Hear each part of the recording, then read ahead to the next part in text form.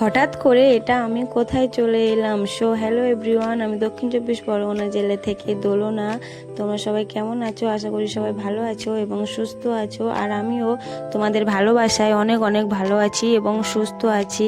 তো দেখো, আমরা আজকে বেরিয়ে পড়েছিলাম, এটা জামাই ষষ্ঠীর পরের দিনে যাচ্ছি মা বিশালক্ষীর মন্দিরের উদ্দেশ্যে। আর এখন আমরা আছি বোলের বাজার ব্রিজে। আর ব্রিজটা যে কত বড় তোমরা না দেখলে বিশ্বাস করতে পারবে না। এই মোটর ভ্যানে চলন্ত গাড়িতে যেতে আমাদের সময় লেগেছে প্রায় 1.5 মিনিটের মতো।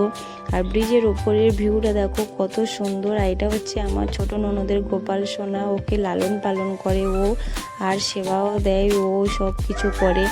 আর এখানে নদীর ভিউটা দেখতে কিন্তু অসাধারণ লাগছিল। আর এই ব্রিজটা পার হতে আমাদের মিনিমাম 1.5 থেকে 2 মিনিট সময় লেগেছিল। দেখো কত স্পিডে যাচ্ছে, তাও কিন্তু ব্রিজটা শেষই হচ্ছে না। এখানে গাড়িটা চালাচ্ছিল আমার বর, আর এবং আমরা যাচ্ছিলাম আমার শ্বশুর শাশুড়ি, আমার দিদি শাশুড়ি, 2টো ননদ আর ননদের বর আর ছেলেমেয়েরা, আর আমরা তো সবাই আছি আমার ছেলেমেয়েরা।